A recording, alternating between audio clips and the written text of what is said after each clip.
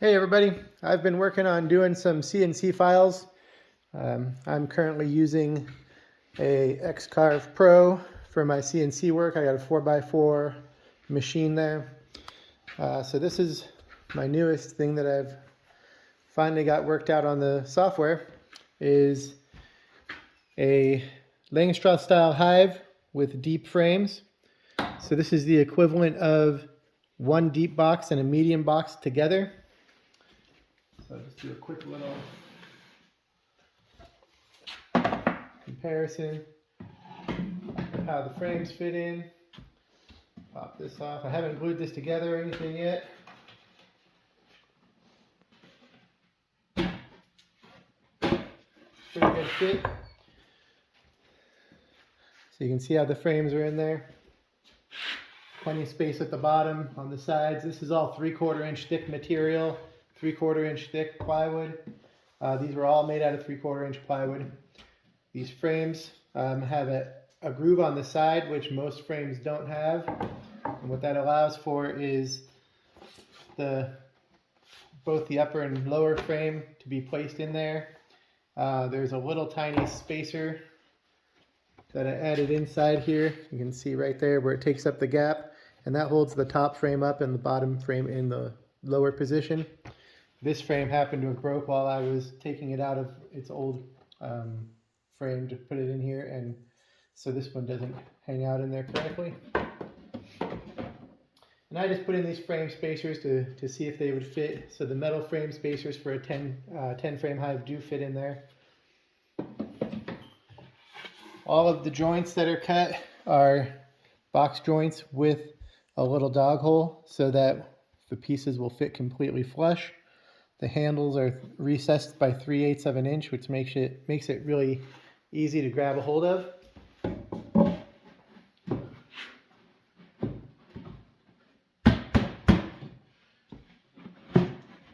And as you would expect with CNC work, it's a nice tight fit. Again, this is not glued together. But there's the handles, one on each side. Not hard to pick up.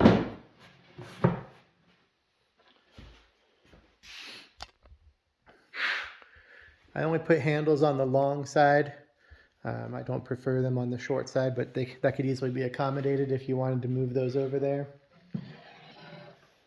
So again, like I said, these are all 3/4 inch material, so there were some adaptations made to the frame file, but everything fits together great. It all fits into the regular box, and that groove on the side, like I was showing here, this groove in here, that was part of the adaptation that was made because this frame had to be made so much wider. I had to make it so the foundation would be able to sit inside of that groove in order to use the 3/4 inch thick material. If you did not want to do that and you wanted to find some 3/4 or 3/8 inch material, you could do the same exact file without the groove. I have that also on my software. But overall, I'm super happy with this. This design I originally saw over on Vino Farms. He made a bee barn. It was very big and insulated. It was much thicker. I really just wanted to stick with my regular woodenware so that everything I had could just be utilized. I've already got all the machinery set up to cut everything. This super was also cut on the CNC using the same CNC files, but this is solid pine. So you can see the joints are just as nice and tight. This was cut using a 1/8 inch bit. Time-wise, it takes a little while to cut everything. The frames take quite a bit of time. The frames take the most time. The box took about 24 minutes to cut, and that was being pretty conservative on my settings. So I really think I can get that down faster if I wanted to, but I've only got one 1/8 inch bit, and I don't want to risk breaking it.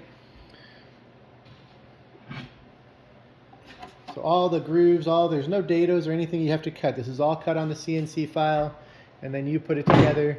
I did not glue this one up. I just threw some screws in there to hold it together just for the video here. But I will be going back and gluing this up and just using staples like I normally do on the rest of my boxes I plan to cut. So these are the frame pieces before they're glued together. So you can see here everything fits in really nicely.